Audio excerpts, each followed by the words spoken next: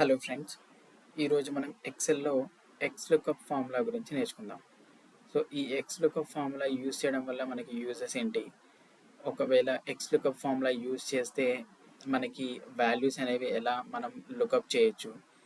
So మనం ఎక్స్లుకప్ వాడితే మళ్ళీ వీలుకప్ వాడాల్సిన అవసరం లేదా, లేదా హెచ్లుకప్ వాడాల్సిన అవసరం లేదా, ఇలాంటి వాటి గురించి తెలుసుకుందాం. సో ఈ ఎక్స్లుకప్ అనేది మనకి ఓన్లీ కొత్త ఎక్సెల్స్లో మాత్రమే, అంటే కొత్త వర్షన్ ఉన్న ఎక్సెల్లో మాత్రమే రావడం జరుగుతుంది. మేబీ 365 ఆఫీస్ 365 కానీ 2019 పైన ఉన్న వర్షన్స్లో మాత్రమే ఎక్స్లుకప్ మాత్రం అవైలబుల్లో ఉంది. సో ఈ వీలుకప్ హెచ్లుకప్ అనేది మనకి ఆల్రెడీ పాత ఎక్సెల్స్లో కూడా ఉన్నాయి. ఇవి ఆల్రెడీ మనకి కొత్త వర్షన్ ఆఫ్ ఎక్సెల్స్లో కూడా ఉన్నాయి. బట్ ఈ ఎక్స్లుకప్ ఏంటంటే మనకి వీలుకప్లో డేటా అనేది వర్టికల్ లుకప్ చేస్తుంది, అలాగే మనకి ఓన్లీ రైట్ సైడ్లో ఉన్న డేటా మాత్రమే వస్తుంది. హెచ్లుకప్ అనేది హారిజంటల్గా లుకప్ చేస్తుంది. ఒకవేళ మనకి లెఫ్ట్ సైడ్లో ఉన్న డేటా కావాలి అనుకుంటే ఇండెక్స్ అండ్ మ్యాచ్ అనేది యూజ్ చేసి మనం లెఫ్ట్ సైడ్లో ఉన్న డేటాని కూడా మనం పుల్ చేయొచ్చు. బట్ ఎక్స్లుకప్ ఏంటంటే ఎక్స్లుకప్తో చాలా ఈజీగా మీరు లెఫ్ట్ సైడ్లో ఉన్న డేటా కానీ అలాగే రైట్ సైడ్లో ఉన్న డేటాని కానీ ఈజీగా మీరు పుల్ చేయొచ్చు.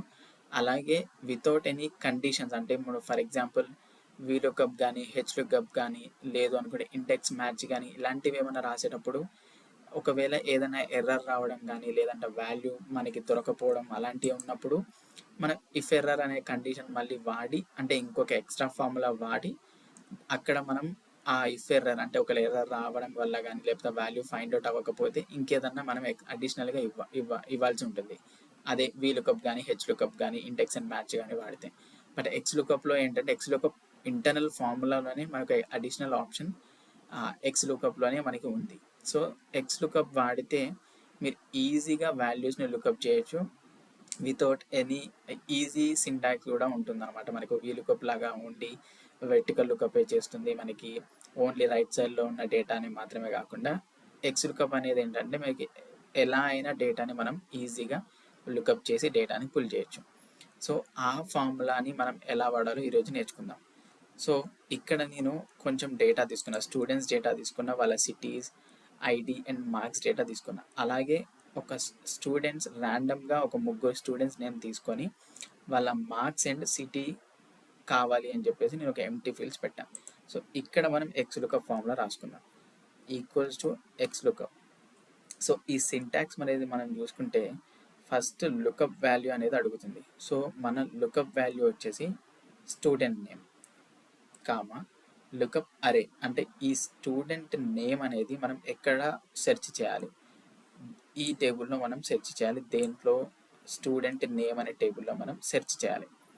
తర్వాత ఇక్కడ మీరు కీబోర్డ్లో ఇక్కడ గుర్తుపెట్టుకోవాల్సింది అంటే F4 అనేది ప్రెస్ చేస్తే ఆటోమేటిక్గా మనకి ఇవి అబ్సల్యూట్ రిఫరెన్స్, అంటే ఈ పూర్తిగా లాక్ అయిపోవడం జరుగుతుంది.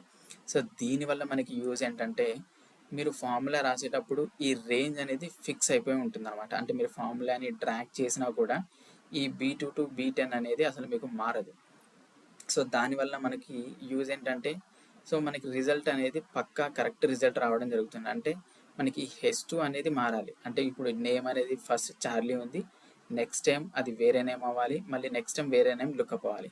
బట్ మనం లుకప్ చేయాల్సిన రేంజ్ అనేది ఎప్పుడు ఒకటే ఉంటుంది కాబట్టి మనం దాన్ని ఫిక్స్ చేసేసాం. దాని తర్వాత కామా రిటర్న్ అరే, అంటే ఫర్ ఎగ్జాంపుల్ ఈ B2 H2లో ఉన్న వాల్యూ ఈ B2 నుంచి B2లో ఒకవేళ మనకి ఫైండ్ అవుట్ అయితే ఏ వాల్యూని మనం రిటర్న్ చేయాలి. నేను ఇక్కడ మార్క్స్ కోసం చెక్ చేస్తున్నా కాబట్టి మార్క్స్ని సెలెక్ట్ చేసుకుంటున్నాను. తర్వాత మళ్ళీ F4 ప్రెస్ చేయండి, బ్రాకెట్ క్లోజ్ చేయండి. సో ఇక్కడ వరకు మనం కంపల్సరీ ఈ సింటాక్స్లో ఈ 3 పారామీటర్స్ అనేవి మనం పక్కా ఇవ్వాలి. ఈ మ్యాండేటరీ పారామీటర్స్ అనేవి మనం పక్కా దానికి పాస్ చేయాలి ఎక్స్లుకప్ ఫార్ములాకి. లేదు దాంట్లో మనకి ఇంకా అడిషనల్గా కొన్ని ఉంటాయి. ఇఫ్ నాట్ ఫౌండ్, అంటే నేను ఇంతకుముందే చెప్పినట్టు ఇఫ్ ఎర్రర్ వాడకుండా ఒకవేళ ఈ వాల్యూ కనుక మనకి దీంట్లో దొరకలేదు అనుకోండి, ఏం వాల్యూ మనం రిటర్న్ చేయాలనేది కూడా మనం ఇక్కడ ఇవ్వచ్చు. అలాగే మ్యాచ్ మోడ్, దాని తర్వాత సెర్చ్ మోడ్, ఇలా ఇవన్నీ మనకి బ్రాకెట్లో పెట్టున్న ఈ 3 ఆప్షన్స్ అనేవి మనకి మ్యాండేటరీ ఆప్షన్స్ కాదు. అవి రాయకపోయినా కూడా మనకి ఫార్ములా అనేది వర్క్ అవుతుంది.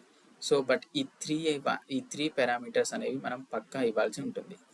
సో నేను ఈ 3 పారామీటర్స్ ఇచ్చాను, బ్రాకెట్ క్లోజ్ చేసి ఎంటర్ కొట్టాను.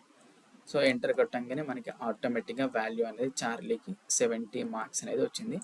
సో దీన్ని నేను ట్రాక్ చేస్తున్నాను. మనకి వేరే వాళ్ళ మార్క్స్ కూడా ఆటోమేటిక్గా వచ్చేసాయి. సో ఇక్కడ నేను చెప్పినట్టు ఇక్కడ నేను వీటిని లాక్ చేసా, ఎందుకు అని అంటే మనకి ట్రాక్ చేసినప్పుడు వాల్యూస్ అనేవి చేంజ్ అవ్వకుండా ఉండాలి అని చెప్పేసి అన్నా కదా. సో అది ఎందుకు అని అంటే ఎగ్జాంపుల్ ఏంటంటే, సో ఫర్ ఎగ్జాంపుల్ ఇక్కడ నేను H2 అనే వాల్యూని అంటే చార్లీ అనే నేమ్ని ఇక్కడ సెర్చ్ చేసి ఒకవేళ ఫైండ్ అవుట్ అయితే ఈ మార్క్స్ నుంచి కావాలన్నా, సో ఆటోమేటిక్గా మనకి చార్లీ 70 మార్క్స్ అనేది వచ్చింది. నెక్స్ట్ ఫార్ములాలో మీరు చూసుకుంటే H3 అయింది, అంటే ఆటోమేటిక్గా చార్లీ నేమ్ని లుకప్ చేయకుండా ఫ్రాంక్ అనే నేమ్ని లుకప్ చేసి దీంట్లో లుకప్ చేస్తుంది. ఒకవేళ మీరు ఇక్కడ కానీ మీరు చేంజ్ చేయలేదు అంటే ఇక్కడ మీరు ఒకవేళ లాక్ చేయలేదు దీన్ని అనుకుంటే ఈ వాల్యూ అనేది ఆటోమేటిక్గా B3 అలాగే B11 అయిపోతుంది. సో దానివల్ల మీరు లాక్ చేసుకుంటే ఇదే దాంట్లో మీకు అది లుకప్ చేయడానికి ఛాన్స్ ఉంటుంది అనమాట. సో ఎందుకంటే ఒకవేళ ఫ్రాంక్ అనే వాల్యూ ఇక్కడ ఉందనుకోండి, ఫ్రాంక్ అనే వాల్యూ దీంట్లో ఉంది, సెకండ్ దాంట్లో ఉంది. సో మీకు ఈ వాల్యూ అనేది B2 నుంచి అంటే ఫర్ ఎగ్జాంపుల్ B2 నుంచి B10 ఉంది. సో అలా కాకుండా మీరు ఒకవేళ లాక్ చేయలేదు అనుకోండి, ఒకవేళ ఇక్కడ ఫర్ ఎగ్జాంపుల్ నేను ఇక్కడ దీనికి F4 ప్రెస్ చేయకుండా ఉన్నాను అంటే జస్ట్ నేను B2 నుంచి B10 ఇచ్చాను. సో ఈ లాక్ కూడా తీసేస్తాను. సో ఈ ఫార్ములాని ఇప్పుడు నేను కిందికి డ్రాగ్ చేస్తాను.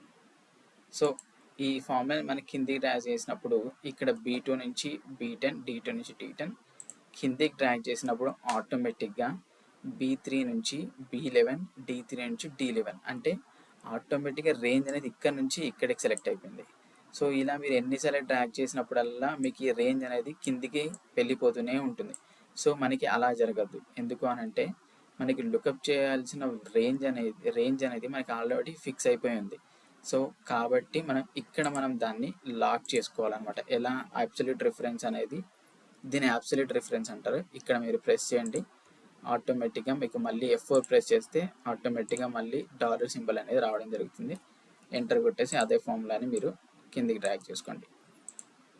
సో దాని తర్వాత ఇప్పుడు మనకి ఇక్కడ మార్క్స్ అనేవి మనకి రైట్ సైడ్లో ఉన్నాయి, ఈజీగా ఉంది. ఈ ఫార్ములాని మనకి XLOOKUPలో కాకుండా VLOOKUPలో కూడా రాసి ఈజీగా తీసుకోవచ్చు. బట్ ఇక్కడ నేను సిటీ అనేది ఇచ్చాను. ఇదే మార్క్స్ని మనం VLOOKUPలో రాయొచ్చు, XLOOKUPలో రాయొచ్చు. బట్ ఈ సిటీ అనేది మాత్రం మనం పుల్ చేయాలి అని అంటే VLOOKUPలో మనకు వర్కౌట్ అవ్వదు. సో దానివల్ల మనకి XLOOKUP అని వాడితే సో మనకి ఈజీగా మనకి లెఫ్ట్లో ఉన్న వాల్యూస్ కానీ రైట్లో ఉన్న వాల్యూస్ కానీ ఈజీగా మనం పుల్ చేసుకోవచ్చు. సో సేమ్ ఫార్ములా XLOOKUP, మనకు లుకప్ వాల్యూ అంటే స్టూడెంట్ నేమ్, దాని తర్వాత ఎక్కడ లుకప్ చేయాలి స్టూడెంట్ నేమ్ లిస్ట్లో F4 ప్రెస్ చేయండి, కామా లుకప్ అరే మనం సెలెక్ట్ చేసుకున్నాం, దాని తర్వాత రిటర్న్ అరే వచ్చేసి సిటీ, మళ్ళీ F4 ప్రెస్ చేయండి, లాక్ అయిపోతుంది, ఎంటర్ ప్రెస్ చేయండి. సో ఆటోమేటిక్గా స్టూడెంట్కి సంబంధించిన సిటీ లిస్ట్ అనేది మనకి రావడం జరిగింది. సో ఇలా మీరు XLOOKUP ఫార్ములా యూజ్ చేసి చాలా ఈజీగా వాల్యూస్ని మీరు లుకప్ చేసుకోవడానికి ఛాన్స్ ఉంటుంది. సో ఈ VLOOKUP, HLOOKUP కూడా మీకు స్టాండర్డ్ ఫార్ములాస్, అవి కూడా నేర్చుకుంటే మీకు చాలా యూజ్ అవుతాయి. బట్ XLOOKUP ఏంటంటే ఇప్పుడు కొత్తగా వచ్చే వర్షన్స్లో చాలా అడ్వాన్స్డ్ ఫార్ములా లాగా వాళ్ళు ఇంట్రడ్యూస్ చేశారు మైక్రోసాఫ్ట్ వాళ్ళు. సో ఇది కూడా మీరు నేర్చుకుంటే మీకు ఫ్యూచర్లో ఇంకా చాలా ఫార్ములాస్లో ఇది మీకు ఈజీగా హెల్ప్ అవుతుంది. So thanks for watching the video. Please subscribe to my channel for new videos. Thank you.